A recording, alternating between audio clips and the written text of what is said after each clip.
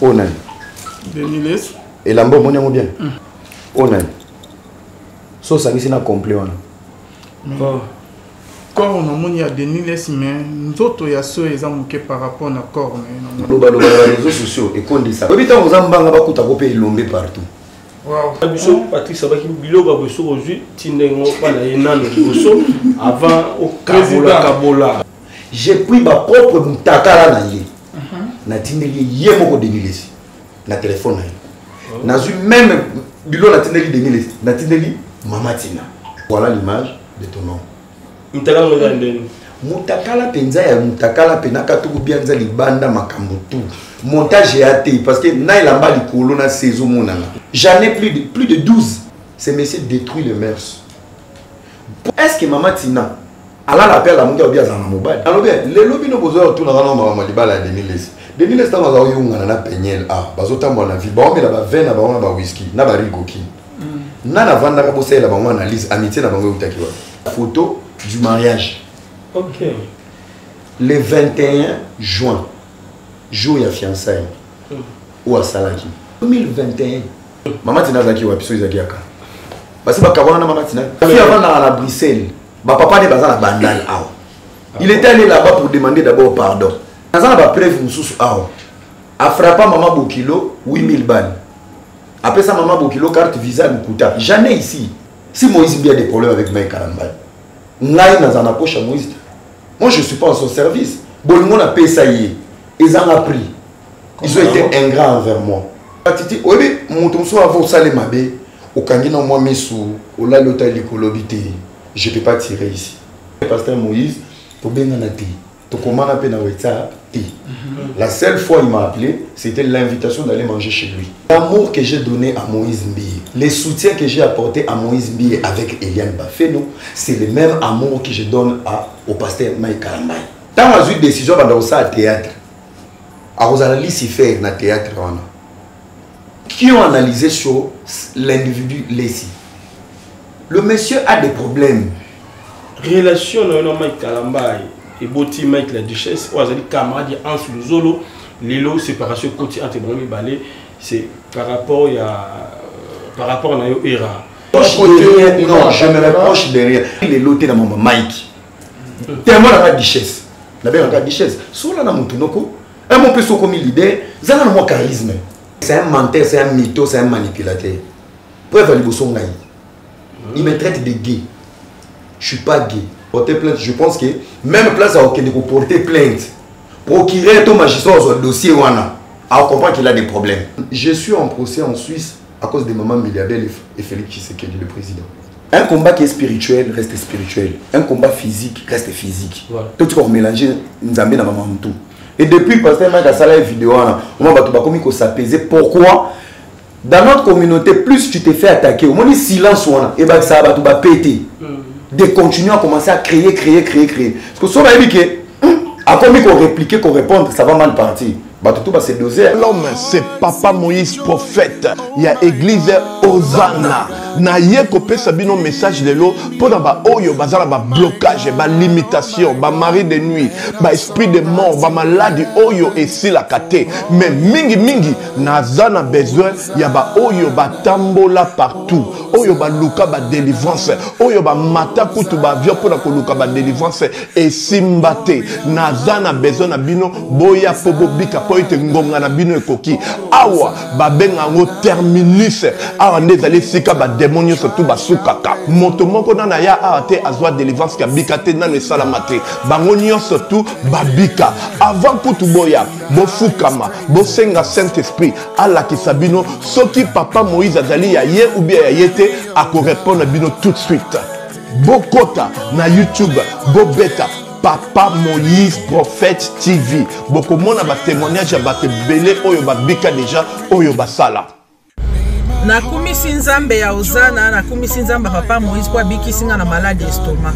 Na bande ko souffrir mingi na estomac. Ezaki soke kanginga na zolala te, ezo sala pasi tina mukongo moto ezo bimangai. Kolia madesu pasi, babilo musuko lia ngo très difficile.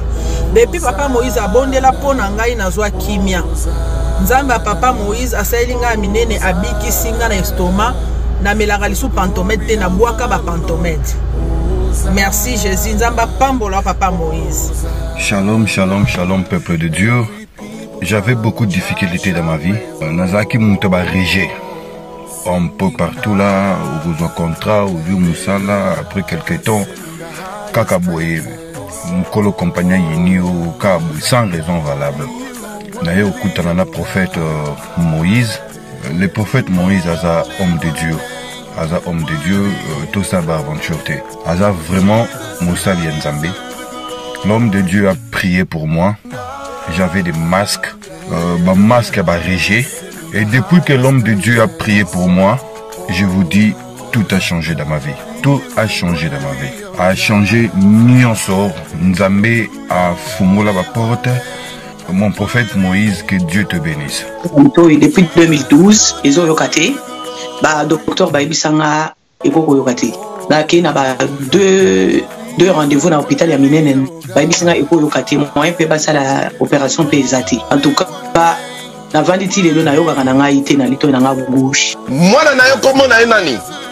Na yo ko lobi mwana na nga kombo mwana na nga liboso kombo na nani? Marcel. Nazoka na kangika lito yo kaka nazoko na oyo banda ko yoka te, ça veut dire que la yoki zambe na ngai. Oh na pusi ku téléphone musika pour fait. My God. Nazoze la bino nyonso tout na moto.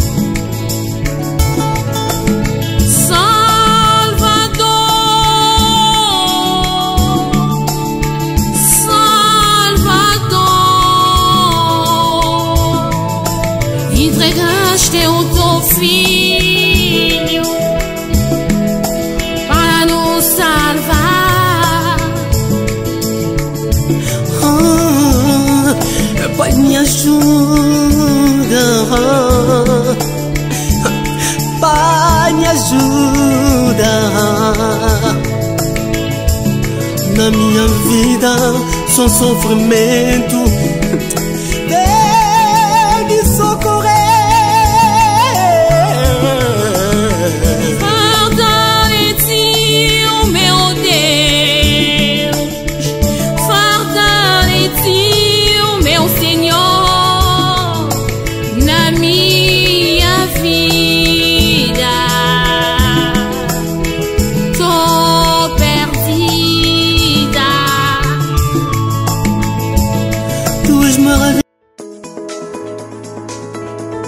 Pour une augmentation de la poitrine et des fessiers, utilisez la pommade Tozawatai. Grâce à sa nouvelle formule, mesdames, la crème Tozawatai augmentera vos seins et vos fesses, mais également vos hanches et vos mollets. 100% naturel.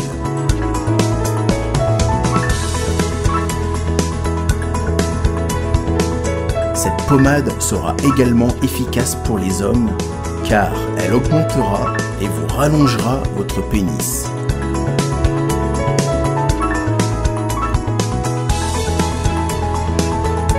Alors contactez sans plus attendre Nicole Malonga au 06 05 50 23 18. 06 05 50 23 18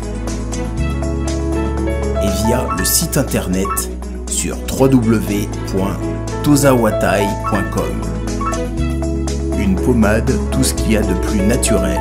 Shalom, shalom bien-aimés dans le Seigneur. Un grand merci à vous tous qui êtes connectés sur notre meilleure chaîne.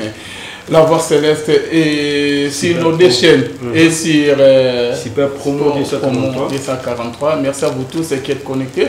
C'est avec un grand plaisir et joie que nous nous retrouvons dans le cadre de cette émission Rien que la vérité. Et c'est Bonzambe et qui t'a ranaloyé mon amalouapé na misala Bonzambe na Bonzambe Lola ezofuta simana toya kolobaki nzamba boto kwaye lisusuapi elongo na pasteur Feza Missi à la bouche autorisée de l'Éternel le plus heureux na filo mukoya motema ya bienvenue de homo depuis Londres pe na mama Gisèle lukelo motema papa Emmanuel na Boston Bonzambe na Bonzambe Yesu nde mosuki si bien aimé dans les Seigneurs na émission le nazanga morote nazalina Yves Ipan qui n'est pas présenté autozana Yohana. Yves, ça va? Oui, ça va très bien, Dieu me soutient et je crois bien sincèrement, vous avez déjà de Gonabino, ça va.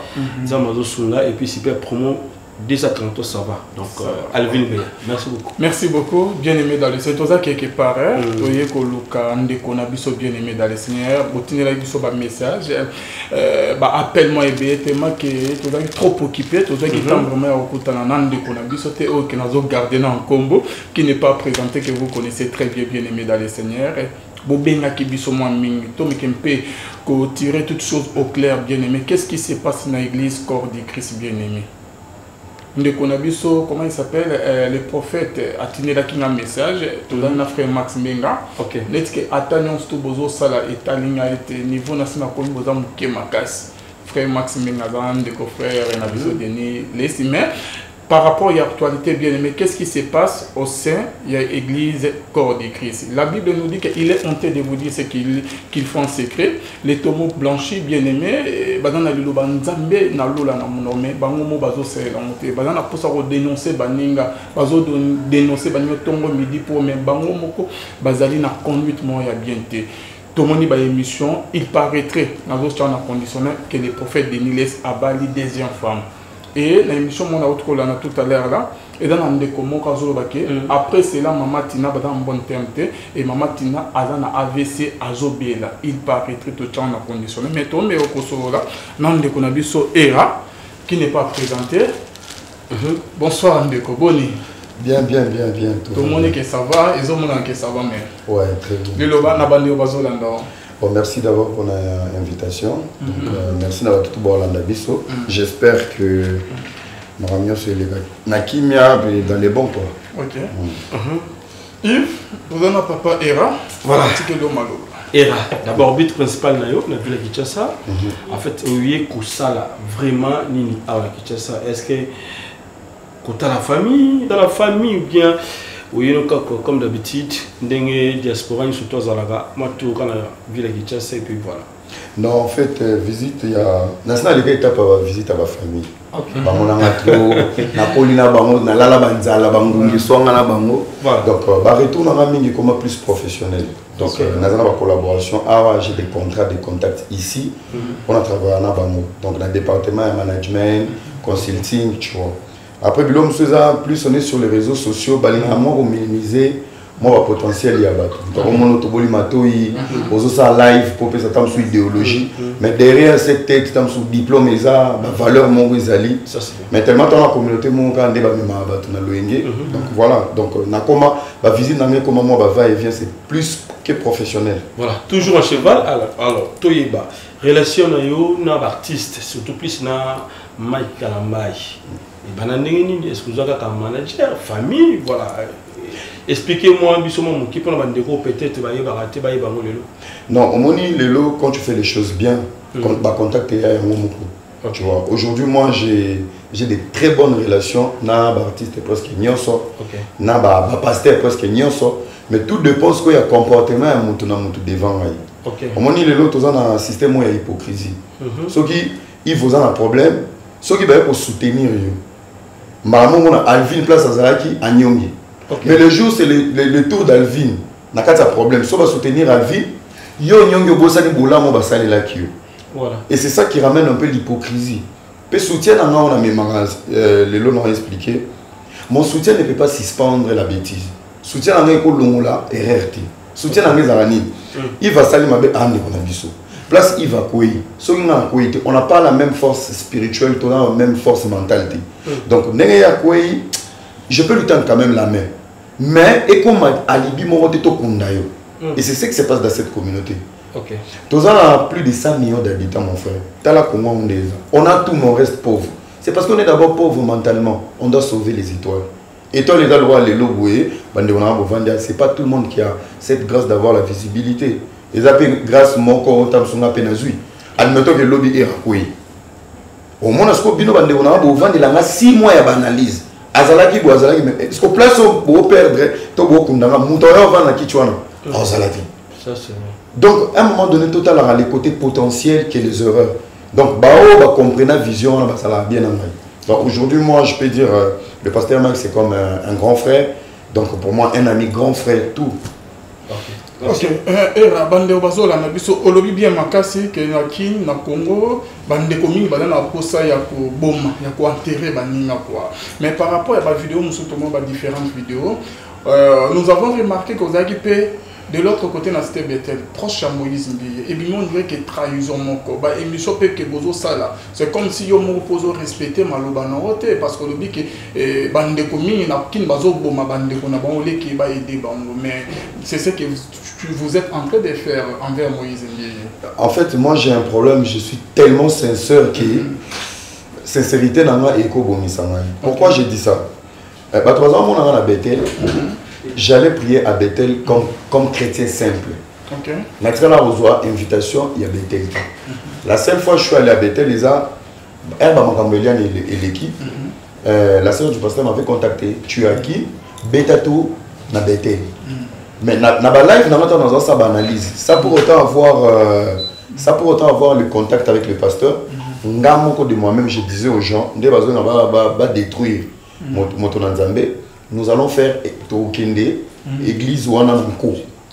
Et c'est comme ça que j'étais allé à Bethel par reconnaissance, présentant après les cas. Mais ma présence à Bethel n'était pas une signification d'être proche du pasteur. Tout pire ou toi pasteur, tout au bien dans le téléphone. Et là, il y a prié comme d'habitude. Donc, on a prié ici, on a bimi na kei. Les relations non c'était comment? Vous avez pas poste ou simple relation? Non, rien du tout. Rien du tout. Il y a en fait, chaque mouton a une manière de gérer la relation. Même il venait à gérer la relation. Moi et le pasteur Moïse, pour bien en être. La seule fois il m'a appelé, c'était l'invitation d'aller manger chez lui. C'était ça. Mais si on a l'église, on a alors, le créer division. Tout bien en séparation, donc c'est la division. Oyo est commis entre Mike Kalamai na Papa Moïse Mbiye. N'évitez si quoi na part na yo ozolo banini. Et puis ce que peut-être ozala na moto yo zo mona kaza premier ya ozala na yo et gros ozala nani. Donc ça choix. Déjà non, en fait positionnement ils ont le rôle à trahison. Positionnement ils ont le rôle à trahison. Mais pour être vrai, le vrai problème est les fonds. Il y a division là, c'est pas mon problème. Aujourd'hui pourquoi beaucoup de gens la carte? Tout qu'il y a na base. Base c'est que moi je me suis construit une réputation, il y a banalise. Et majorité à banalise dans la salle n'a pas raison. Na sens que ngai na santara likambo. So na koti likambo. Na kota likambo te na sentiment. Na kota penal likambo na analyser. En fait, je suis quelqu'un, je réfléchis beaucoup.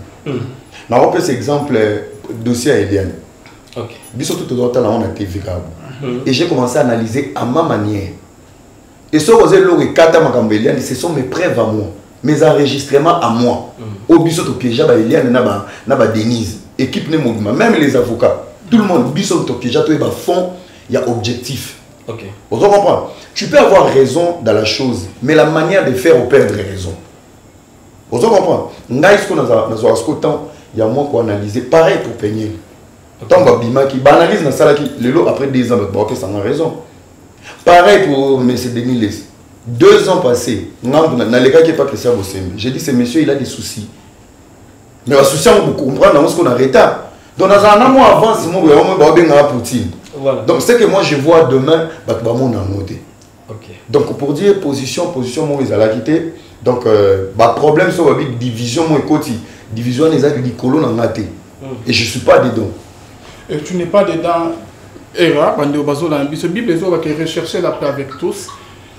Étant que vous allez faire que ça la analyse moi ya bien ma casse, mais par rapport à l'analyse non se concernant ma maison les calamicolo c'est comme si que on l'a qui ça dit côté moi que vous allez directement contre Moïse. L'amour que j'ai donné à Moïse Mbiye, les soutiens que j'ai apporté à Moïse Mbiye avec Eliane Bafeno, c'est le même amour que je donne au pasteur Mike Kalambaye.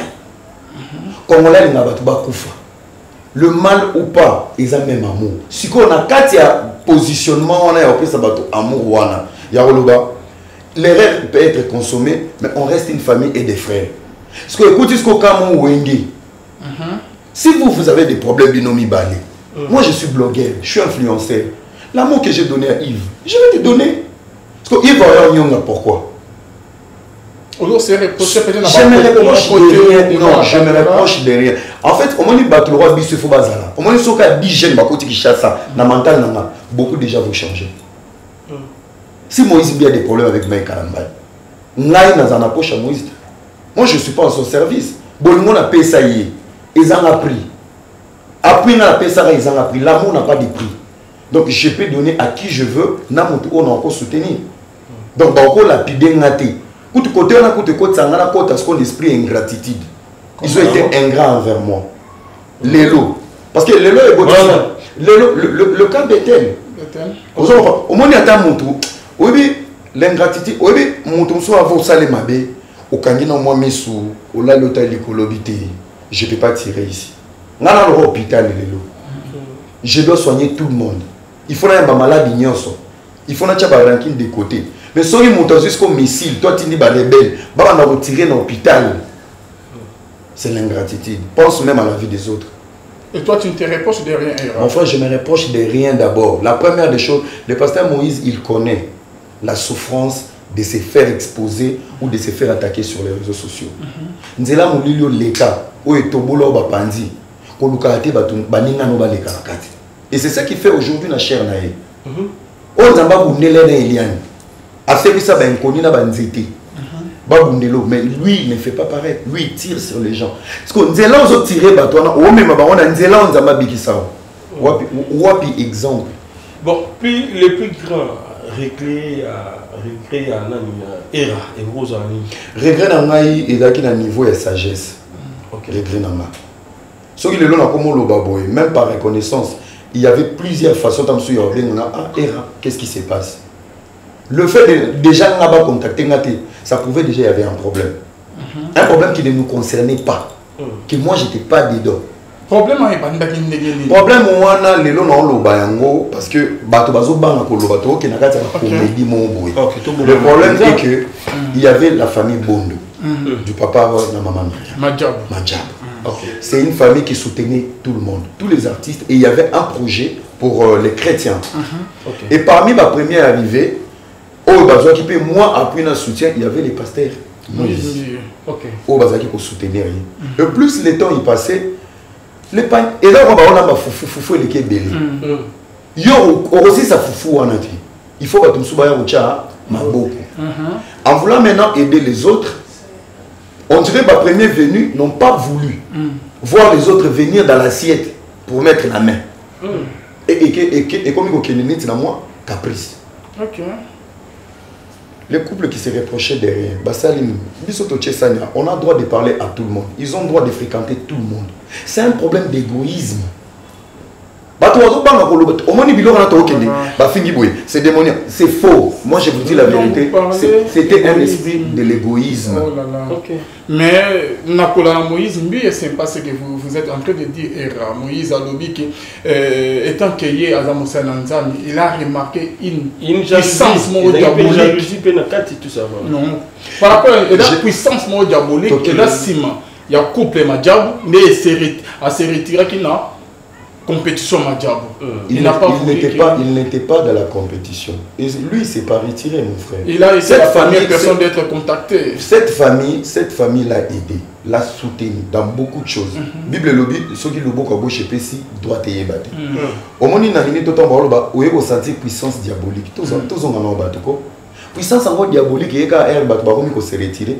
Quand tu prenais les cadeaux, quand on t'aidait, quand tu demandais les soutiens, diabolique, on les a quittés. Considérer qu'aujourd'hui, derrière le couple Madiabou, il y a une puissance diabolique, c'est insulter toute la nation congolaise. Nous avons un chrétien au Congo. Nous avons un projet. Les seuls projets où on voit la puissance diabolique, derrière le comportement du pasteur, il n'y a pas de puissance diabolique. C'est derrière une structure. Quittons la manipulation. C'est une manipulation. Yo liena bato, o melina bato, o bendani. Ça n'est que yo mo yebsa bato izana pozo yo mo kokufate. Là, vous voulez nous dire que Moïse Mbi a cause qu'il soit cher. Moi, je ne voulais pas dire qu'il y a une analyse, il y a des propos. J'ai vu qu'il y avait une puissance diabolique. Mais comment toi, un pasteur, tu es resté longtemps travailler avec des gens qui avaient une puissance diabolique? À quel moment il y a eu un démon? Nous traversons la manipulation, mon frère. Un jour, si je vais mourir jeune, c'est pour la vérité. C'est pour la vérité. La vérité. Mais ces derniers temps, au Bimé, on dirait que vous avez la vérité. Era corrompu par Madiabou. Era corrompu par Madiabou. Mais qui m'avait corrompu quand j'ai soutenu Mbi avec Eliane? Comment là, ça me coûte à manipulateur. Aujourd'hui même, au moment de vous lobby une émission pour le soutien à Madiabou. Juste, bon, on a personnel, bon, on a projet, structure, vous fonctionner. Vous pouvez même aller là-bas, filmer la salle. Bon, autant on va commenter et tout. Et c'est entre nous, bande bazo la vision de Ronangaï. Tu es couple en dans ma boucle pété. Yosa sûr que au tika on a pas monté. Mais mon frère, moi je suis un enfant maison de Madiabou déjà. Pour t'expliquer, je n'ai même pas besoin de signer un contrat. Madiabou en étant verbal, moi j'étais invité. 2020. En état verbal, salle, compétition, élo, ambassadeur, contraté. Moi j'étais là. J'étais invité. L'invitation on a bien adressé à la poto. Donc je suis un enfant maison. Si bon le bana et la corrompu j'étais en Europe, j'étais contacté comme blogueur pour venir voir la grandeur du projet en 2020. OK. Si vous corrompre à quel moment? Parce que je suis un enfant maison. Par rapport au Ozawa na Madiabou, aux salatu bazo écarté baninga na mon épée ba publication moko page moko ya munene. Ok, nous avons considéré le respect ma casse, c'est la moussala na bango kitoko. Pas gêné. La maman. Wana on bangi pour attaquer. Non, non, na bangité, c'est entre nous et na Congo. So otani ba page, la maman dans la première page où il a na maman casse. Et ça pour nous attaquer là. Bon, ngai bomi pour que va se retirer. Non, dans mon publication moi ça la bien té. On fait jouer rôle ni. Non, on moni ngai ande na boye, na sa personnalité physique. Physiquement, je ne peux pas parler des gens qui se cachent derrière un clavier pour poster. Visibilité à la main, mais où la médiocrité. Alors là, c'est vous qui le dites. Oui, je l'ai dit. Papa, j'ai belé, ça l'a fixé na poto pour la médiocrité. Il y a un moment même pas musicien, belé, vraiment dédicacé ma page pour Anini. On veut utiliser une visibilité de la médiocrité. Moi, j'aime. La maman a contracté. D'abord pour t'expliquer. Elle a contracté. Mais des missions à publier qui n'a pas. Des missions, non. Ceux qui n'ont pas connu, en fait, ils ont qui n'a libanda débat. Posé par rapport à écarté, mais sauf qu'il y a des billets. Bino vous travaillez na page, mais vous avez été ngai na billets. Moi c'est ton mobile. Asa moi aussi. Si la maman attaque, tu comprends comment vous attaquer trop. Parce que na comme les lots vous comprenez ça a bloqué. Et là par rapport à mes conduites mes conduites n'a maté. Na yebié et l'eau peut na comme là ya comprendre que na quoi vraiment sur sa tête. Il y a un moment comment agiter na maman. Voilà. Ben surtout tali bien relation na yo na Mike la Duchesse les lots est créé des arrois nan de qu'on a biso lisusu Hans Luzolo. Tout le monde a eu tout siko donc il y a pas tout ba inergogi même pas tout en Mike la Duchesse na artiste vie de loin et Sobé Sundiata artiste vraiment belé relation na Mike Kalambai et Boti Mike la Duchesse ou azali camarade Hans Luzolo lelo séparation côté entre Brami Balé c'est par rapport à yo era et puis tu kozana Mike la Duchesse oui bi kazali ndeko ya moto moi qui contre Mike Kalambai siko lelo séparé bato bazaki na moko vrai bazaki na bolingo moko ba zaki pena ba inséparable et puis tu oui, na Madiabou cotisation pour Mike la Duchesse et celle qui est là en Sibakabwana. Na habité façon tout le Madiabou, on a habité ce comme whisky, bâti la batte na verre ba mela. En fait, les problèmes de Hans ne datent pas d'aujourd'hui. Ok. Le problème Yangana Hans ne date pas d'aujourd'hui. Ndekowana, c'est un têtu de nature. Oyebi bilo msusu, tu peux avoir la visibilité. Oyebi ba msusu ba sitoka ba koma ba vedette. Oh, Nande. Je vais expliquer pourquoi je dis ça. Oyebi bilo msusu za obotamino leader à famille, leader à l'école, leader à venir. Sauter les miboué, bah tu vas sentir que aux musiciens, aux joueurs, le leadership c'est un état d'esprit. C'est pas avoir des abonnés, c'est pas faire rigoler les gens. Le leadership. Si on a un succès, il faut accompagner on a leadership. Mon frère, on dirait, en fait, Bilo est comme il est dans la vie, on dirait à Kanate. Succès, je vais vous expliquer un truc. Au moment Lélo, je ne peux pas m'asseoir, faire une vidéo sur la bêtise de Yves, en sachant que Lélo analyse mon pour te clouer. Ok. Parce que, bateau a un succès, tu as le droit de tout au pouvoir. Il faut tout soumettre. Ndeko wana natala nyonso nzamba pesa et mema epoto. Le moment fort il y a l'inspiration naïe ezara ba moment difficile il y a ba famille mususu. Je voulais vraiment vous comprendre très bien qu'est-ce qu'on a fait non toi pesa papa ta et mira koloba parce que pas nanga nazo bon mire que ezali lisolo moi si vous non zela na kota na ko na zela e bandaki na lisolo na obeta. En fait, ngana mutu momboué, sozo salikam. Par exemple, on sait la likamombo contre Barigo King. Ngana téléchargera à fraternité momboué. Ah ouais, Yves, bah on démarrer Barigo King. Ce qui maman Barigo King a quoi une vidéo, elle va se sentir comment? Balé qui n'a pas mou, ba copine n'a pas mou. Tu vois un peu le pour et le contre. Ce qui vedette mon corps, les comédiens ils ont le droit de tout faire. De faire rigoler les gens et tout. Mais tout ça là part des choses. Bah ça là ironie la humiliation à battre. L'humiliation est à deuil et à matanga. Alvin azolo ba po azam. So mutakala Alvin et bimi. Ba relation ni ba koti son. Famille ni ba kina matanga. Si ko ba ya vendre un comédien renommé, humoriste entre guillemets, son ironie, ça va se jouer maintenant sur l'humiliation de l'autre. Une question. Bah tu belé ba on lo ba bazana droit parce que c'est ils a bangoté. Alvin de tout vandi boy. Tamsu Ocha qui chrétien à Kati. Tu es dans un scandale. Ndeko na betu eloko wana. Pendant que tu essaies de te ressourcer aux zones, à zone ici bêtise, à colo à moi les autres. Yo on dit ça ndeko wana. Mais à Salamo déjà une fois qu'on a hérité Watanabe, hérité kanga kandate, à Salamo. Yo no lobby hérité kanga kandate, hérité c'est pelaté. Hérité c'est pelaté. Et c'est la seule personne appelle ça 800 € dans le mariage naïf. Est-ce qu'il pouvait le faire? Mais on défendra pas héritier.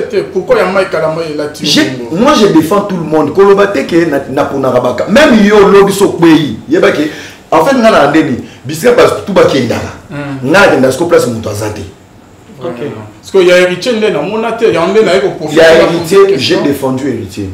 J'ai défendu héritier à Roloba. Tout ça na kati ya baere. Le problème avec moi Isaac, totika kindoki. Ya Roloba. On n'est pas là pour faire la promotion des chansons de l'album d'héritier. Mais au moment où on a chroniqueur, on analyse, qu'est-ce sur des bêtises. Tout le monde, TikTok, Facebook, Instagram, Twitter, era. Qui a pris son temps de savoir potentiellement nous avons era. Nous sommes qu'experts dans la bêtise à battre. Ça n'a pas de sens. Bon, relater sur l'histoire, on a un solution. Nazonga qui wana parce que tant nazongi. Namona ka no kwa sala ka ba ironie na ba humiliation. Pour faire bêta dans ces éléments chodi so na Kenya ba bengana ka ebo abandeli bêtise wana. Héritier pareil à Ketina studio. Tout ça et comment kokola et bandi les lotés na mama Mike. Tellement la richesse. Na ba la richesse. Sola na mutu noko. Un mon peu so comme leader, zala na mo charisme. Zala na charisme yeba ke o ekoyeli bango, ça peut arriver demain. Toza batou. Quand ça les là sujet ba vie à bateau privé et alors yo oza Angelo Tilola ou Apembe. Le comportement de notre frère, il croit il va pas tomber un jour. Baninga so ba koya bande gonyo so ba na visibilité ba koya.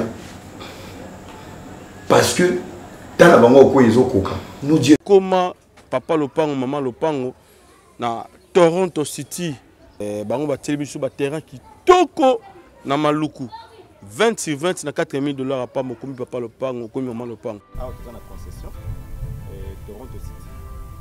dans la commune à Maluku, dans la ville province de Kinshasa, dans la République démocratique du Congo, et des concessions Toronto City. Et après avoir fait la bêtise, surtout, il y a immobilier, foncier et tout, là il y a géo, localisation, tout pour que tu peux pouvoir faire la situation. Concession est bandit à et puis, si vous avez ma borne Oyo, à deux entrées, raccourci à Makolo, na entrée Oyo, il y a Mutuka. Donc, raccourci à Makolo, c'est-à-dire à 15 minutes, vous êtes déjà dans Makada. Oyo Moulaï, c'est juste pour dévier, pour que les ailes à la fiable, donc c'est un peu ça. Dans la situation, surtout, nous avons les avenues, les grandes avenues de 8 mètres et des directions plutôt de 8 mètres et les avenues de 7 mètres. Alors que la parcelle dans il y a 20 mètres sur 20 ou bien 400 mètres carrés. Voilà. Du fait que nous sommes juste à l'entrée, nous sommes national caméraman pour que tu visites nous surtout. La réalité, vous voyez, les bornes sont là, les bornes cadastrales, et puis tu peux visiter nous surtout parce que c'est quelque chose à Moulaï. C'est quelque chose à Mounen est tellement facile. Nous épargne encore. Père, la bêtise, tout ça là, il y a un batama. Ce qui veut dire que poison. Moi, mon combat, c'est quoi? Déjà, tu as jaloux. À l'occasion de ta propre réussite, ceux qui ont ta propre réussite, les gens qui essaient de réussir comme toi, mettons-nous ensemble. Nous sommes dans une communauté qui ne soutient pas mais qui détruit. Parce que comment est-ce qu'on bat le rôle à la comédien? Il y a un rapport, il y a destruction du sous.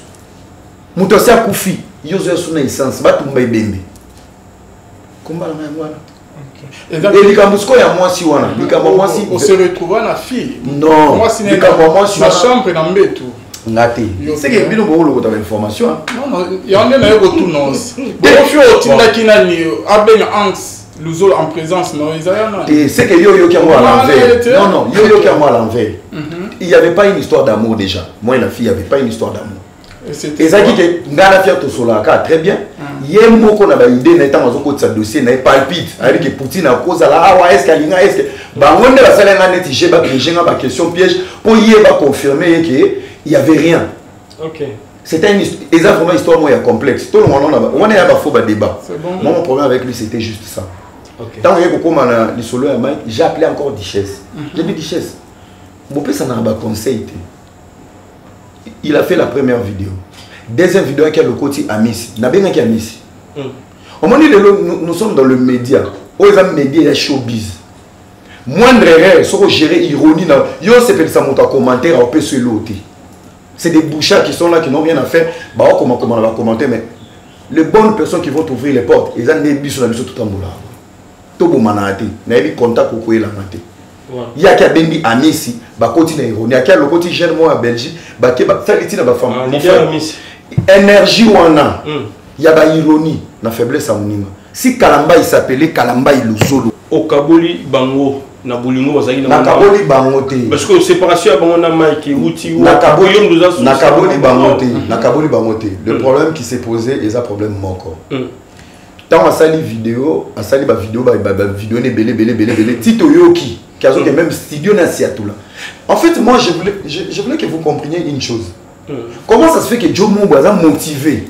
Il y a ba comédie, ba ironie, ba studio. Personne d'entre vous réfléchit pour dire qu'est-ce qui le motive en fait. Bon, moi, il y a des bossos qui ont ironie, on accepte. Il y a mis Balisa comédie, on accepte. Il y a mis Sato qui a mis, on accepte. Il y a 4 qui studio à Seattle là. Ce mec, il est sérieux dans sa tête. Mettez-vous un peu à la place des autres. Alors pourquoi tu n'avais pas appelé au téléphone avant qu'il n'y ait pas de Duchesse? Non, mais Duchesse. So il a bien Duchesse. Duchesse, ça se fait pas. Bah si va ses conseils à Yokati. Problème à Zora héritier à Yokati. Il y a un encore 5000. Bolombi mec la Duchesse ou vous en comptez? Duchesse a zoom mon côté à zapper contre Yeti. Problème est outil. Tant la monique ça devient de trop. N'a pas bêtise moi j'ai fait un live. Et dans les lives, je lui ai recadré. Mais dans la carte, pour recadrer, à recourir, c'est que Duchesse a commis au tambola, n'a pas trop de détracteur. Ok. En fait, il y a tellement de confusion de bouche à l'oreille. Donc, ils ont babé banité. Ils ont qu'il y a une émission. alobi azo regretter que Duchesse a mis autant mola na ba détracteur na ye. Donc tellement moi je Duchesse a pas ça live. Tout son ami Duchesse on m'a ça dans au côté dans ça il est dans vidéo na recadrer. Duchesse a un moto wana. Aïe ça qui na era chana c'est dans solana le monde. OK. Ba benga ni na invité mamba solaki. Mais quand il a continué, moi je devais le recadrer frère. Tous amis sont amis surtout pourquoi? Fais ta comédie aussi au Sala Combo, tu as tous les abonnés du monde. Mais à un moment donné, les humiliations des autres. Même de ton Vandia, tout le monde a besoin d'écouter que des bêtises. Mais toi, quand tu as un nom, tu as un ninga. Est-ce que vous avez un peu autant la caméra ou son un bonne chance et courage. Qu'il continue. Dans les bêtises. Qui continue. Et ça, bêtises, tu peux une comédie ironique, grand comédien en Mboka. Continue. Salam Soumakasi. C'est là que tout le monde qu'on a glissé Salam. Ok. Voilà. C'est bon. Toujours on a dossier, maintenant il y a mariage. Era. Ok, toujours on a dit sur le mariage. Peut-être qu'il faut par rapport à Hans Luzolo, ils ont contré, ils ont soutenu Mike Kalamba et Bible. Ils ont bon moté. Ils ont question il y a Mike Kalamba et ils ont question il y a principe, il y a Roloba. Aujourd'hui il est leader. Il peut nous éduquer d'une autre façon. Okay. Tu peux pas être comédien et tu vis ta vie comme une comédie. À un moment donné, il faut être responsable. Tu quittes d'abord ta peau de comédien, humoriste, aux hommes qui peinent dans le monde. Tu te dis, oh, comme il est héritier, Kofi Olomide, peut-être Mike Alambay, et comme il en a, tout le monde dans ma famille. Et c'est là où j'avais donné un exemple qu'il a mal compris. Dans la lobby, la comédie au salaire sur le problème des autres. Admettons, je ne souhaite pas. Voilà le mot que j'avais dit. Qu'un membre de ta famille, tout moi, tout le monde dans la famille, va violer toi quoi, tout scandale. Tu auras le courage de faire pareil. Non, ça là, il ne va pas le faire. Et pourquoi tu le fais pour les autres? Même lui, autant la Bible, ça est là, c'était ça mon problème. Donc, tu es comme bon, ok. Era, par rapport à des solos autobiéta, il y a Hans, vous avez contré.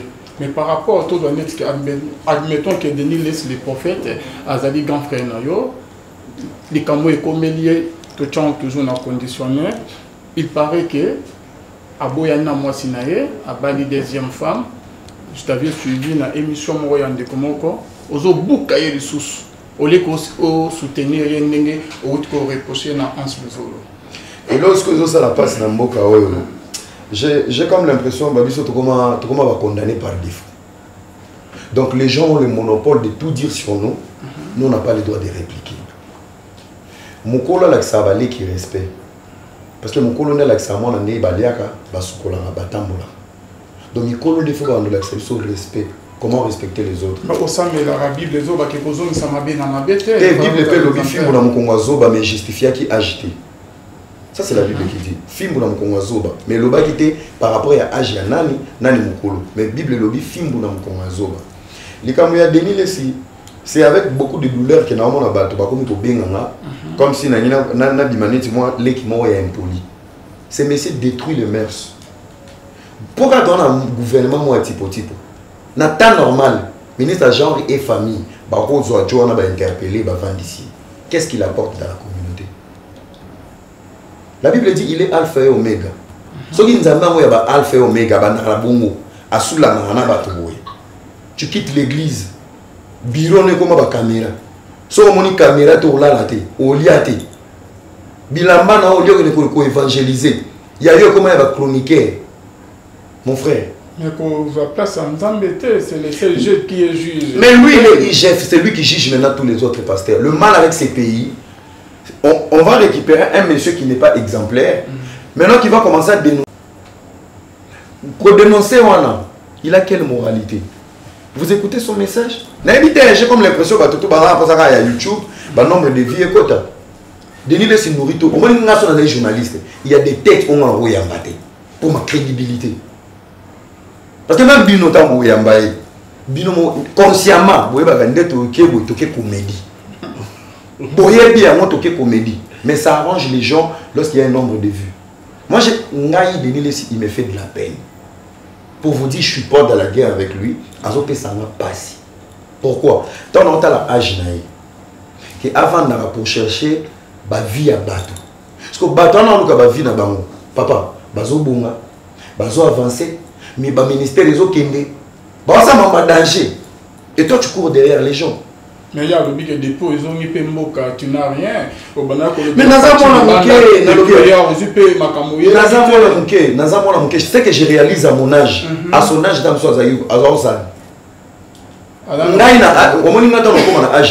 je vais laisser une histoire de ces pays. Mais regarde comment lui il est en train de finir. Mais tout le monde a histoire ya mariage, montage en ça et ça question à montage le problème est que photo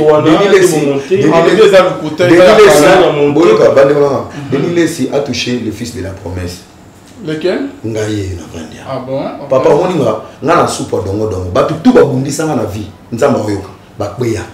Je te jure, on a lu bango ba lo ba so ba ofinga. Nasina leka étape wana. Omoni Joe, il stressait tout le monde. D'abord, c'est un menteur, un mytho, un manipulateur. De bon monde. Justice congolaise, c'est ça. Mais mon frère, dans le bien, justice c'est pour tout le monde. Toi, c'est un menteur, c'est un mytho, c'est un manipulateur. Preuve à l'Ibosson il me traite de gay. Je suis pas gay. C'est sûr? Voilà. C'est sûr? Il y a mon lobby. Mais parce que tout le monde dit, parce que du coup, il y a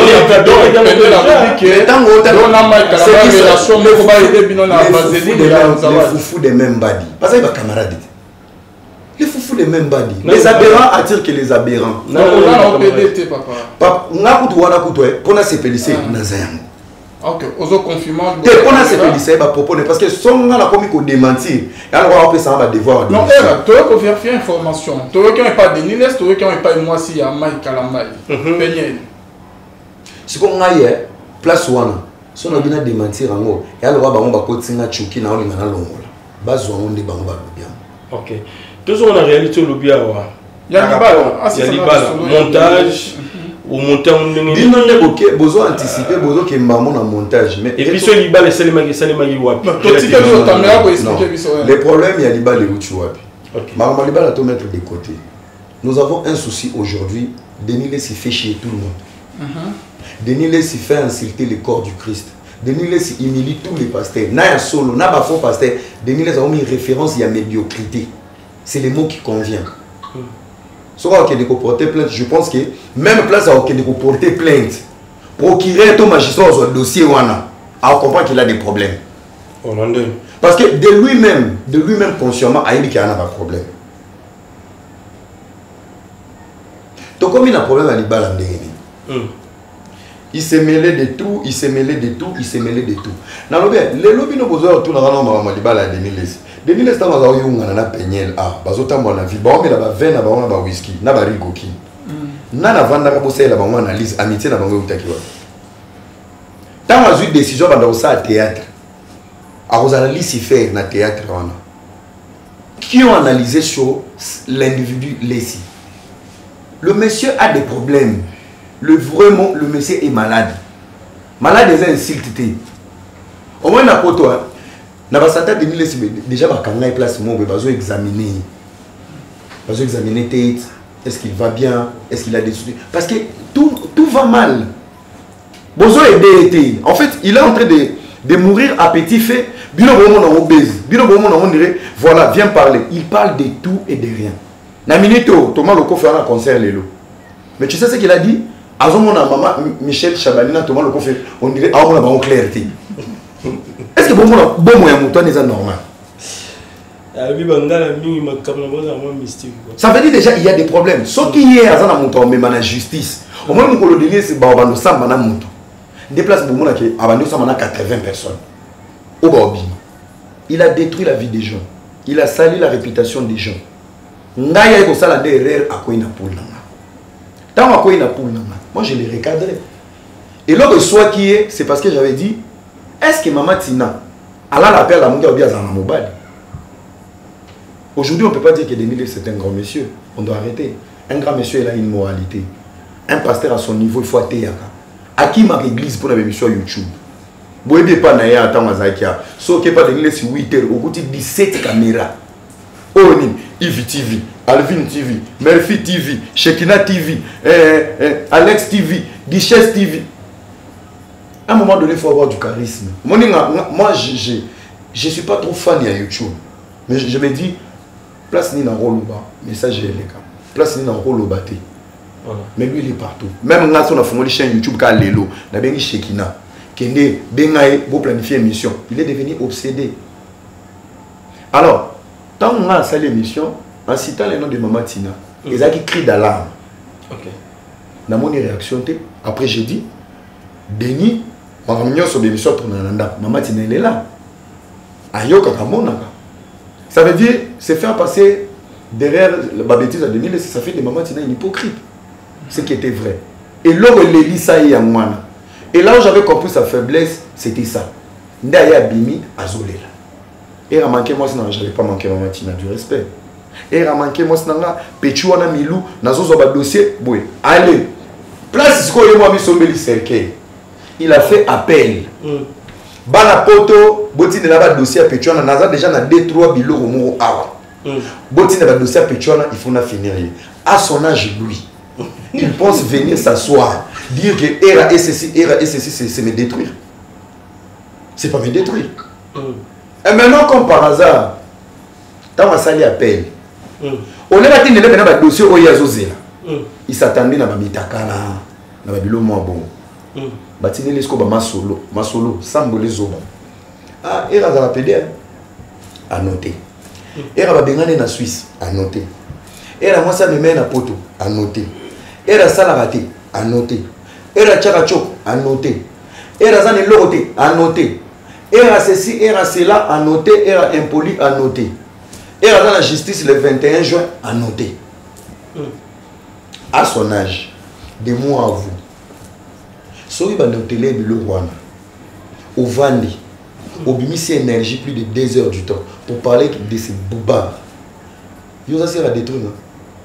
Gaspillage de l'énergie. Voilà. Alors, tant il y a Salibongo, il y a information orale, audio et des conneries. Il a commencé à dire,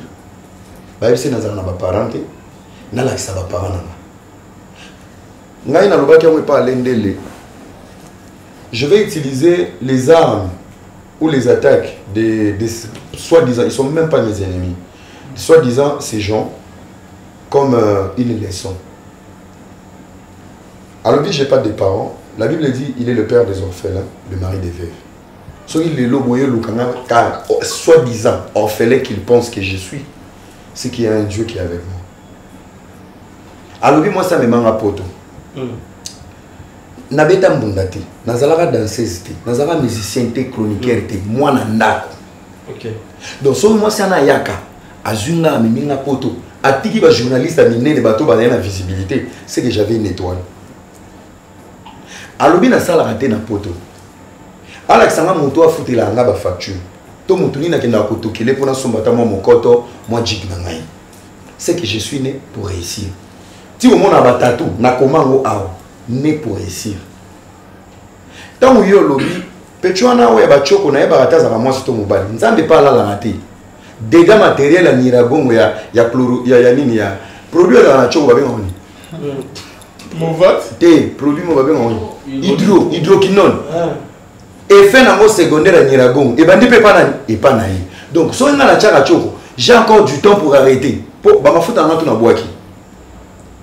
Pour la ligne n'a finir le wala. Puissante chez Dr Cathy Munga. Comment sœur Cathy Munga, nazali naturothérapeute, nazali kosura bandeko bazali na bokomi ndenge na ndenge au moyen de plantes naturelles. Bandeko bazana ba problème ya ba hémorroïdes interne tout comme externe, infection urinaire, prostate, azoospermite, obota ezalité, rhumatisme, nerf sciatique, gouttes, règles douloureuses, glaucome, vision floue, motupa si intense, sinusite, awa nazana kati ya laboratoire. Awa nde bisika na séchaka ba plante, banzete, ba makasa ya ndenge na ndenge, depo na nga yango yo esika na salaka ba formule na ba solution na nga. Merci na équipe mobimba ya maison chez Cathy, en particulier Joyce Bolaba. Shalom, shalom à vous les enfants de Dieu. C'est bien moi votre frère, le pasteur Israël Nash. Je vous salue au nom de Jésus. Je suis précisément à Kinshasa, naza responsable ya Ophelina Jésus et mon papa na ye liboso na bino pour représenter bino bana o bozomona na bilili pe ba difficulté tozanango na bandaki musala o ça fait longtemps ya kobokola bana selon ainsi dit l'Éternel mais ba difficulté ezamingi difficulté ya loyer parce que tozo futela et puis difficulté au foot la bana minerval pour to chute au bandaki to pesa qui avance mais tikali ndambo nazo banga ke bana oyo bakata classe bakoma nango na sukate. C'est pour cela Dieu m'a mis au cœur na lancé message oyo na batu nyonso ya motema malamu basunga bana oyo bozomona na bilili bana oyo bozomona na bilili ndambo na juna rond-point Ngaba ndambo Victoire ndambo limité et puis ndambo l'état pesingai pona bande kolanga nyonso ba congolais bobi ba réalité nini to passer nango na mboka soki nga simple individu na ndimi kozwa bana o na bokola na ainsi dit l'Éternel soki l'état s'est décidé to mona suba fazer na nzelati c'est difficile ya osala ngonga moko c'est pour ça na zo lancer appel na bana nyonso nzambe pona classe ya bana oyo pona loyer na bango kolata pe kolia na bango na osenga na batu nyonso baza cœur sensible pe bazana motema kosunga ba sunga biso pe ba salisa biso toza na commune ya Kalamu quartier Kauka référence ya monene tokangami na université Kimbangiste avenue comme nango eza Marin numéro 16 numéro de téléphone na biso pona bato balingi ba contacter biso pona ba détail mosusu eza plus 243 89 72 32 okay. J'ai arrêté. Donc en fait on doit pas vivre comme des gamins. Ngana yeboué, Denis le ceci, Pechuana, Azaï l'autre côté, Pechuana. Si j'ai rien, j'ai encore l'avenir. Voilà. Mais tout ça, on a photo, selon Denis le César. Shit, c'est place Place Nazari au shit. Biso Nazari na Simon. On est soit comme victime. Problème les amis. Tant qu'il y a ça les appels, ba elie ba audio. Ba audio que tout est ba elie ba ma solo. Ndenge ngazobeta masolo na buzoba akaboli pena ba debt na mususu bazobeta ba masolo na moi j'étais calme. Moi j'ai pas le temps d'aller chercher les informations de Denis Lessi. Na lali na lamungi na tongo plus de 4 numéros d'appel manqué. Urgent benga. J'ai appelé ah papa ira tolinga komingi talabu. Ce monsieur il a touché au mauvais côté. Nous on t'aime beaucoup. Talabu les matos en haut. Mon frère babolumbu na no monate na vie. Il y a Denis Lessi. Ah bon? Babolumbu. J'étais traumatisé. Je dis, ah, là c'est maîtrisé. Moi je suis un garçon, j'ai mes défauts, mais je me définis un jeune conscient. Je dis, bon, ma conscience ne me pousse pas à publier. Mais aux anons. Qu'est-ce que je fais? Nasali poste mon corps. On a fait un sentiment, on a dossier,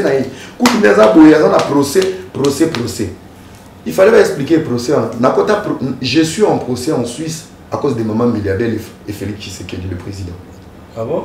Les combattants en Suisse, ils ont agressé, ils ont boycotté soirée. Ils ont tellement pour défendre maman milliardaire. Ils sont là, maman milliardaire témoin. Avant confinement, premier confinement, ils ont la soirée, ils ont boycotté la soirée. Moi, je me suis levé pour défendre maman milliardaire.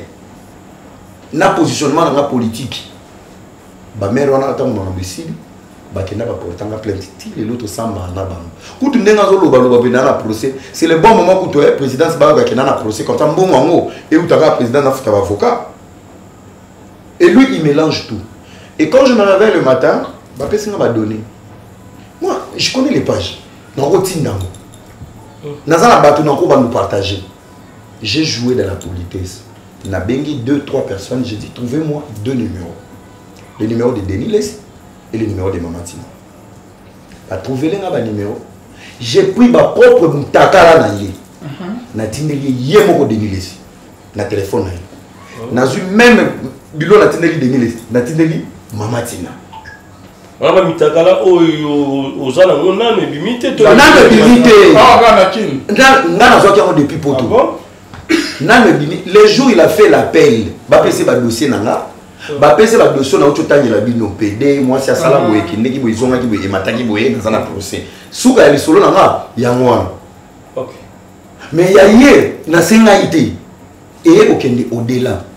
On est des chrétiens, libulo timoli yomo ko ina kati. Na tineli ba bolumbu na yomoko. J'ai écrit à Maman Tina. Maman Tina c'est Era. je ne suis pas ces jeunes au bino bokanisa naza. Eza idée na ngaki ya ko publier mbani. Voilà l'image de ton nom. Mutakala ngandeni. Mutakala penza ya mutakala penaka tuku bianza libanda makambo tu. Montage ya te parce que na ilamba likolo na saison monana. Na mosi to yemoko nzamba masturbation. Yemoko ba jeune ka bakanga na vidéo ya liboso wana na soki na Skype. C'est sa vie en fait. J'en ai plus de 12. Nazio on a tindeli bango moko. Et c'est là où maintenant il y a une fille, camarade n'a contacté pour me parler du mariage. Alors mais on est choqué comment tu as reproché maman Tina Kaza hypocrite à gérer mban na été. Et maintenant qu'est-ce qui va se passer? C'est là où maintenant on va m'envoyer la photo du mariage. Ok. Le 21 juin, jour de fiançailles, ou à Salaki. Des camarades n'a tindeli na. 2021. Mais il y a le thèse à Kala. Il y a bon, si tu as une thèse à Kala. Maman Tina Zaki ou Apiso Zaki à Kala. Parce que Maman Tina. Peut-être avant Maman Tina. Avant Maman Tina, tu as vu l'âge de la fille? Avant Maman Tina. Parce que combien de temps Maman Tina?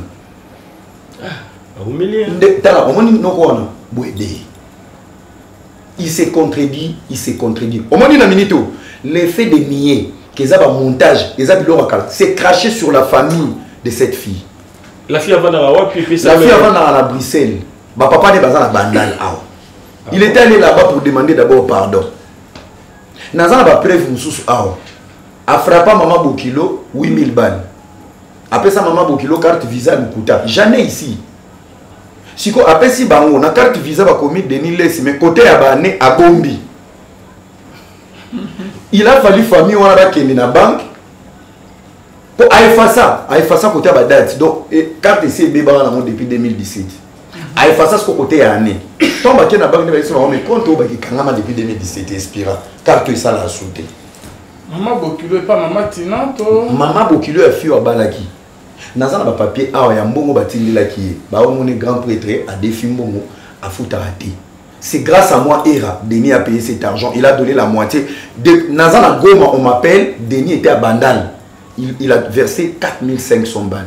Après, il y a un arrangement, il y a un foot à Ouetikal. Bon, mon agitation, non, la symbiété. Tension. Et état de santé à Maman Tina? État de santé à Maman Tina, pour tout le monde. Donc, il paraîtrait qu'il y a celle qui avait sa zone malade. Mais on est à échappatoire, Maman Tina, ça bien. À combien il y a 3 jours passés à supprimer message. Aza bien. Ok. Aza toujours na Deniles.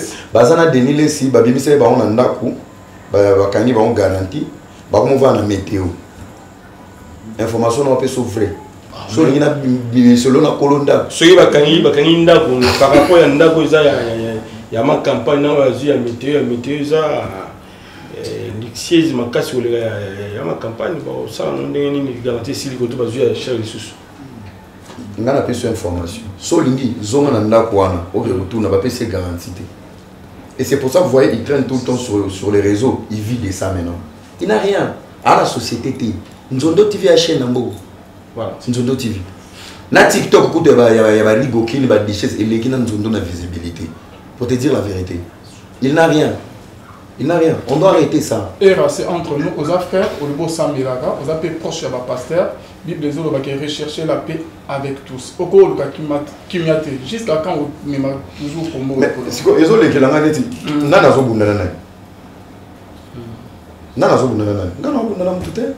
C'est lui qui parle de moi. Ada grand frère na yo ko pe o mi kitana no benga mama tina o bengi papa de na benga kite na kitela ki bango to suko. O ki pa ko komila yi. Mais hier ba to zo tinda ba benga ngai. To chana se. C'est ça? Non, en fait, c'est pas quelqu'un à faire confiance. Il n'est pas zen en fait. Alors normal, il te dit ça à 12 h. T'as pas on a maté moi je suis au bar wangani na oyo ba ezaba montage ezaba biloko kala. Mais akala na mutakala na yozo wangana mon frère. Na pesa bino ngo cha internet to na sandeni. C'est là, tout ça l'expérience mon corps. Yo vandi pembeni na ngai. Tout ça, caméra est mon athée. Non, on a que l'eau mon corps au sein de la main. Tu vas me dire c'est qui? Tout ça l'expérience mon corps. Nabino mi bane. Parce que quand on parle, oui, Obimisi. Qui est derrière toi? Mike Kalambai? Personne. Personne n'est derrière moi, la vérité. État de santé peut faire Mike. Toujours à peur de moi 2, 3, 4 équipes. Non, Azab bien. Azab bien. Ah, ça c'est bien. Alors, total la mission de balai. On a. Deniles. Et l'ambo, on est bien. On a. So, ça c'est complet. Corps, on a des Deniles, mais nous autres, il y a ceux qui ont par rapport à corps. Aux hommes, tu es en mabé. On m'a dit que les réseaux sociaux et qu'on dit ça va message. On m'a dit choc aux huiles. C'est pas possible. Oui, on a un lombé partout. Waouh. Non, c'est bon, c'est bon. Vous savez que ça y est vraiment par rapport. Tout le monde chemise sur la ticolo. Et ça complet. Côté assez on a un sombre pantalon, on a un kit ici. Eh. Non, mais allez hein. Et ça montage. De ma photo de Tinela qui. Oh, écoute, on a checké extrait. Parce que la vidéo me s'ouvre ça. On a checké extrait pour confirmer. Ah ouais. Pour voir ce qu'on a dit. Navana, ça fait 2 semaines. On peut supprimer, on peut publier par mes gardes. Béyawet. Monité Koko. Béyawet, papa, la biso, Patrick Sabaki, Bilo, Baboso, aujourd'hui, Tindengo, Panaïna, Boso, avant au Kabola. Kabola. Nakabo n'est pas mon tuteur. Nakabo n'est pas mon tuteur. À respecter famille wana akine saganela d'abord. Tu sais le problème des animes. Bible famille wana c'est moi ça va bi tant ozo pointer baninga misapi. Donc on la continuer sur baninga mais yo moza na libaya. Il s'est exposé lui-même. Est-ce que moi j'ai besoin d'aller chercher les informations de Deniles? Pour nanenga mabeti, nanenga ya mabeti, je me vois jamais rester même 5 minutes dans l'émission de Deniles. Ngaba benga ngaba na tunanga alobini. Je ne les trouve pas intéressants. Je ne gagne rien dans ces émissions. Père, bah pasteur bazar. Au vent du Marcelo Ortega, au Tchépé de Niles. Tout ce qui est le problème est qu'on est en train de protéger les médiocres dans la communauté. Net babino na ba niveau na bino boé. Ba plateau na bino ils ont l'occasion on peut ça va Deniles citer. Parce que je veux poser une question. Vous avez besoin, il y a un nombre de vues ou vous avez besoin aussi d'éduquer la masse. Si vous voulez éduquer la masse, chassez les médiocres dans vos émissions. Comment vous ne comptez pas dans le dossier à Joël Tatou? Vous en avez un salaté. Vous avez la vérité à ma jambe. Non, par rapport à Babylone, ne prenez pas part aux œuvres infructueuses des ténèbres, mais dénoncez quelque part ça il a versé la Bible. Oui, il y a ça il a versé la Bible. Oh, il y a dénoncé ça solo, mais il y a tourné ça comme un montage. Il vit du chantage. Et comme un cop. Et comme un cop, soit dossier qui est dans nous. Mon frère, chaque pasteur n'a minute à l'église, à le ministère. Quel est le niveau du ministère de Deniles aujourd'hui? Est-ce qu'il y a encore des chrétiens qui sont fiers de dire que Nassam n'est pas Deniles? N'a pas poto peno qui n'est pas dépassé qui est de l'église à Deniles. Nandé, pasteur, youtubeur, blogueur, n'a pas son monde exact pourquoi et que ça au monde n'a pas lien. Donc, au commis kala, mais au coup, t'en as battu. Ce qu'il faut s'adresser, le message de Nini, et puis la pénale aussi, hein, donc ça sera. Et il y a peut te débailler en hollandais. Message, on va la relancer, pas ni. Ce n'est que le début. Ah. On dit que c'est pas guerre, c'est ça. N'a pas guerre. Donc, il se bat avec son ombre. Alors, on a l'île non, mais simbiété. Non, la simbiété. Mais il doit arrêter. Atika ba bêtise aujourd'hui comme ils ont lié. En plus ça vient fuite mon corps. Na minute photo ne bimaki. Na couple, na famille les si bazo kan samuta bimisango leki ya mama Tina. Parce que lati ber lati mama Tina. Lobi réunion zalangi. Bande kone bazo benga. Pourquoi toi ba la malamu ba enregistrer mes années bazo benga bo chana c'est. Quand Deniles est en train de détruire la vie des gens, sa famille batalaka. Vous en comprenez? Donc moi mon problème, j'ai pas de problème avec lui. Alna sarana poto poto, ah sarana emo. Voilà. Ah sarana emo. Voilà, Tokomi Natura Souka, Alinoube Yahweh tout. Merci à maman Emeline Zemonote, tous, Pepe la Béto, maman Likelemba. Et Billy Vumuka Fondation, Tosunga Bavena Falin et la sanité, Christ Tembo le futur. Mon ami et Pomba du Bonakata Canada, mon grand frère propre, Jean Robert Kalala, les savants de la RDC, la Fosse Kati, mon thème, il y a maman la parfaite Nakata Paris. Merci à Mike la Duchesse, l'assistance, merci aussi à Bandeko, Bobenga Gibiso, Bobenga Alvin, Bobenga Yves, on a. Merci beaucoup Era de nous avoir reçus. Merci à vous tous qui nous avez suivis. Bonzambe na bonzambe Lola Ezofuta Simana Toya Rolobake Nzamba Boto Kwai. De ce soir qu'on se retrouve à la prochaine, j'espère avec le même plaisir. Malobasouka que le premier mai au 10 mai toujours qu'il ne qui sa ambassadeur Paluku a gagné qui compétition à Madjabou. Donc Bazo Kende, il y a une délégation qui va accompagner.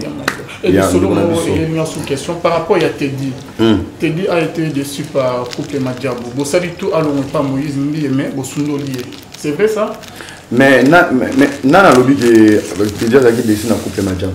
Vous l'avez contacté, non? Personne n'a contacté Teddy. Teddy, c'est mon frère. Ok. Frangé, il y a Libota. Teddy, Azan de Konanga. Tout ça l'aura très bien. Alors, les problèmes qui étaient d'Abibomba et Bethel, ça veut dire qu'il a fait le choix entre la famille et l'environnement. Il changera Abami, il changera producteur, il changera église, il changera Libota. Il a fait le choix de vivre en paix. Au lieu de commander. Le couple Madjabou n'a jamais contacté Teddy. Contacter Teddy aujourd'hui et faire Teddy le roi méga star à Madjabou. Ils ont fini avec pasteur Yannick, Barosni, c'est un faux débat. Donc, nous on travaille. Madjabou, les gens travaillent. Si vous voyez jusqu'aujourd'hui, Madjabou est pour attaquer les autres. Mais il y a des adeptes. Mais un message pour vous, Madjabou le couple est en paix, tout le monde est en paix, tout le monde sera à Goma, Bukavu, donc et nous on travaille. Pour le reste, ça c'est pas notre problème. Et Teddy il va bien. Il va bien, dans Madjabou. Non, il n'est pas dans Madjabou. Et pour la course de ça, pourquoi pas que vous conseillez Kalama par rapport à la sortie médiatique? Moi j'étais à Goma, avec les sinistres, avec la fondation. Parce que garder silence et l'éternel combattra pour vous. Papa, David y est à Bambara, Libanga Goliath à payer. Bilom se senga un moro tokenda. Oui, pourquoi va commander bon maté? Parce que comment on l'a ta Bible dans nous autres. Un combat qui est spirituel reste spirituel. Un combat physique reste physique. Tout ce qu'on mélange, Nzambe na maman tout.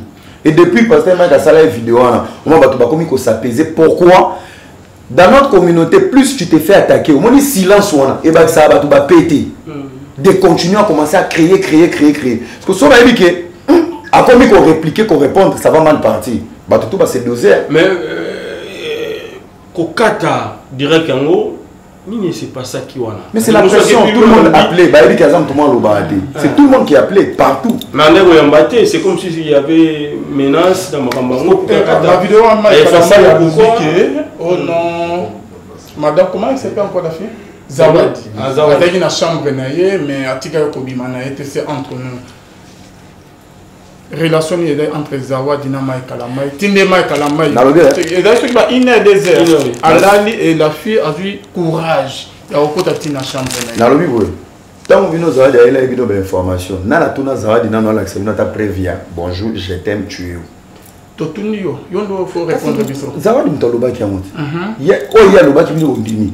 Osko Mike azo se défendre dans lobby bino boboyi. Si ko nga boti na analyser ni. Il a bien dit dans sa vidéo, je vais revenir sur le dossier. Merci. Zawadi. Vidéo effacée, pourquoi? Hein? Vidéo direct quand effacée, bah effacée pourquoi? Bah effacée mais yo mo enregistrer quand déjà. Ah autant y a moi. Ok, merci beaucoup. Merci mon Mambote, si c'est là Mambote depuis le niveau de téléphone ça. La pété. Moi injection remarque pour les autres. Tu n'avais pas bino bengai. Donc na pesi mbote na tout. Non ba vidéo pe Denis Lesbot ni la biso na comme ça na ki on kuta na président il y a l'église des réveils. Na la qui sait.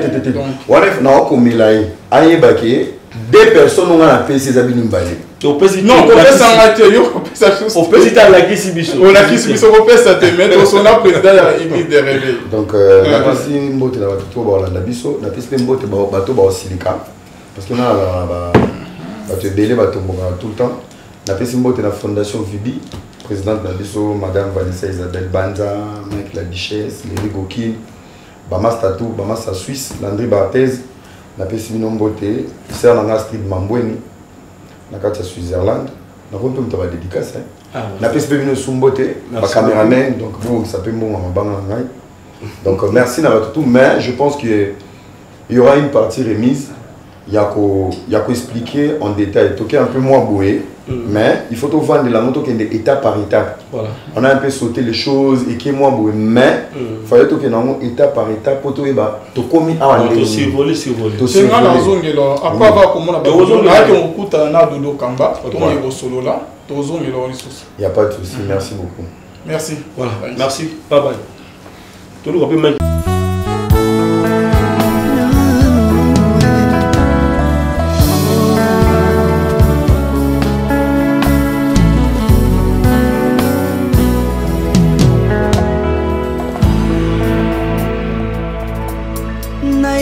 na yo papa nanga monisanga loboko na yo naipa na yo mosantu yo monisanga loboko na yo nzamba lolo yo azosale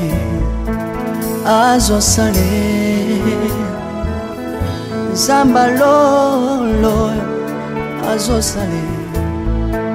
azosale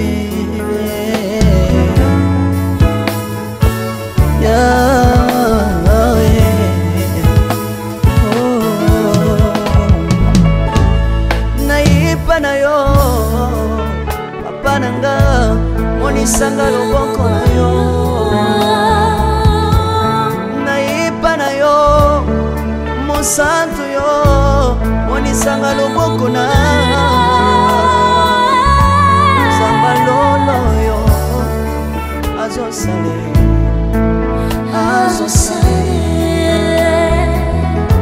zamba kabasangolue azosale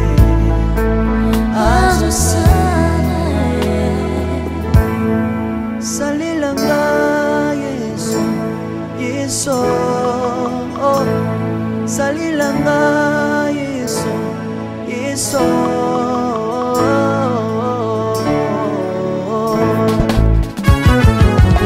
Alléluia. Yesu azana pa moi. Tomba mana yo Jésus. Kombamba. Tirobo. Yesu na lingi na tachola Yesu. Papa na lingi na témoigner sangalo na ye. Kapena tato na bonsambe na yo biso bato. Yoka bosenga na nga zambaka basa ye. Yoka shije na nga ye sangalo na ye. Na ye na bapasi na nga libosa bozambe na yo. Na ye na kozanga na nga libosa bozambe na yo. Salela nga Yesu, Yesu. Salela nga Yesu, Yesu. Salela nga Yesu, Yesu. Salela nga Yesu, Yesu. Kundela nga Yesu,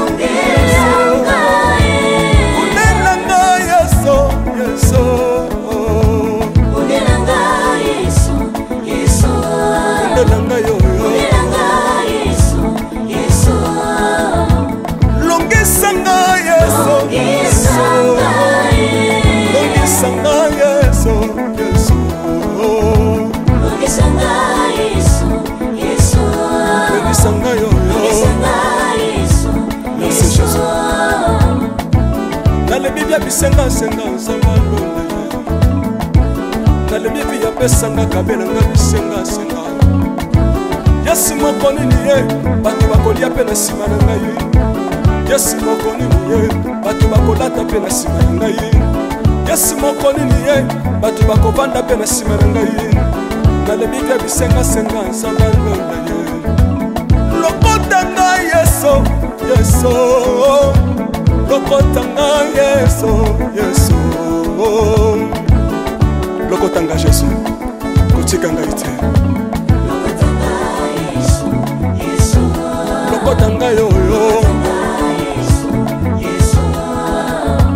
tombolanga yeso tombolanga yeso yeso tombolanga yoyo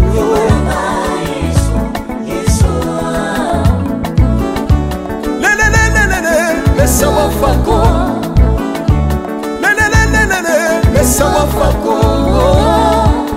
Watitishina nsambi watenzelela Watitishina nsambi watenzelela Yeso yeso Mesa mukatanga lisa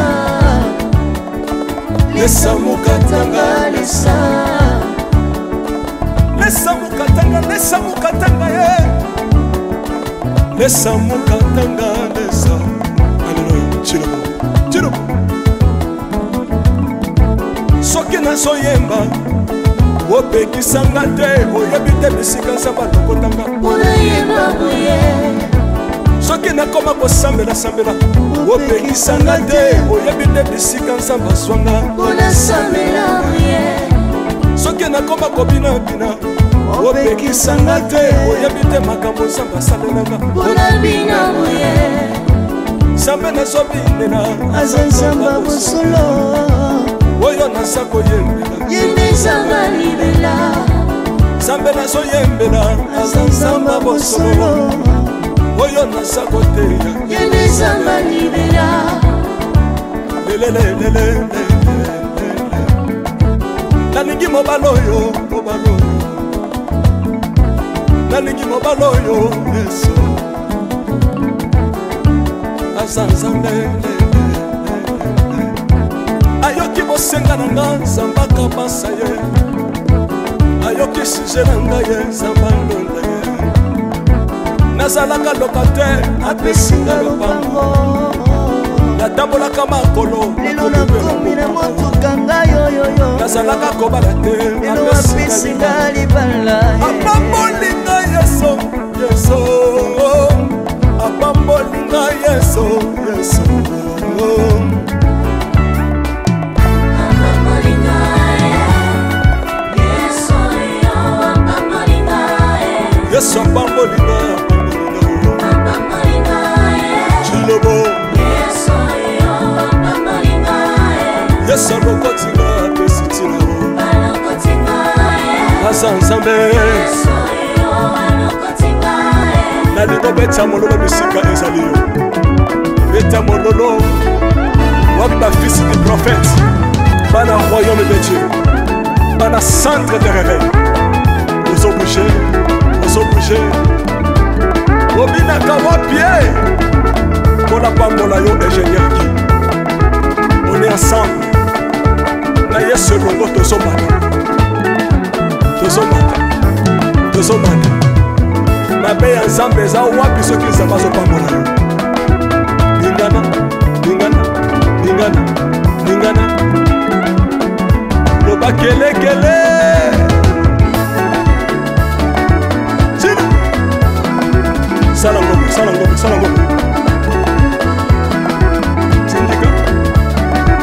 Syndicat Que Dieu vous bénisse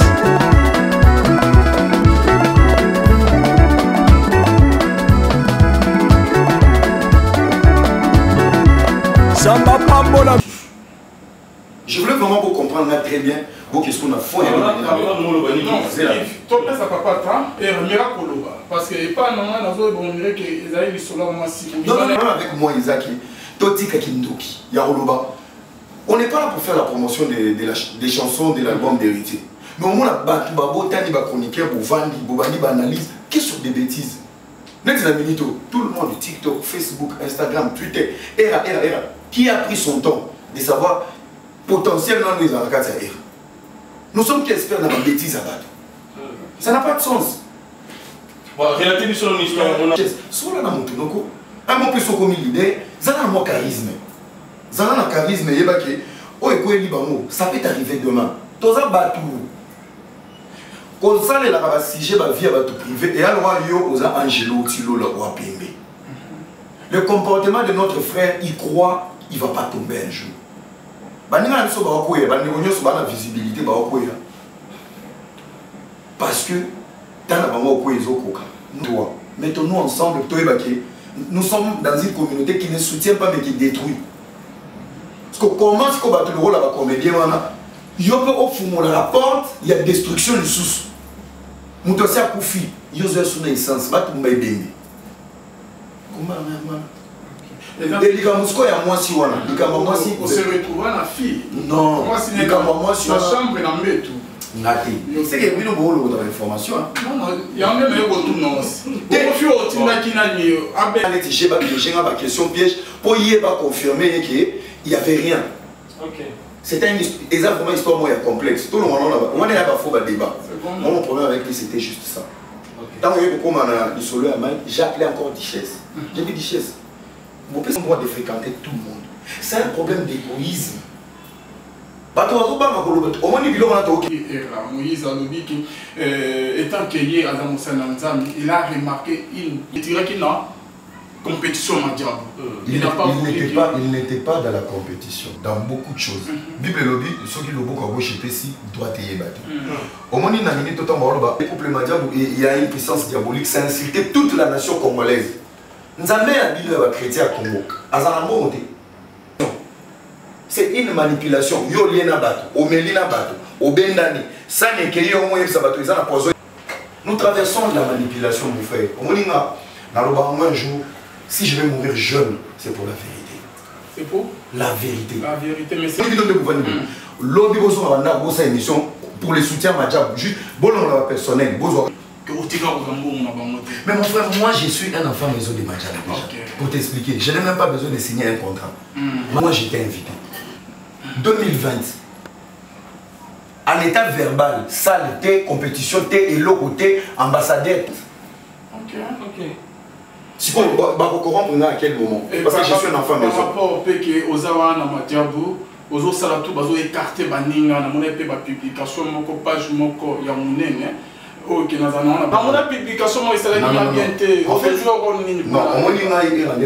a personnalité physique. Physiquement, je ne peux pas parler des gens qui se cachent derrière un clavier pour poster. Visibilité à la main, mais où tu es dans la médiocrité. Alors, là, c'est vous qui le dites. Oui, je l'ai dit.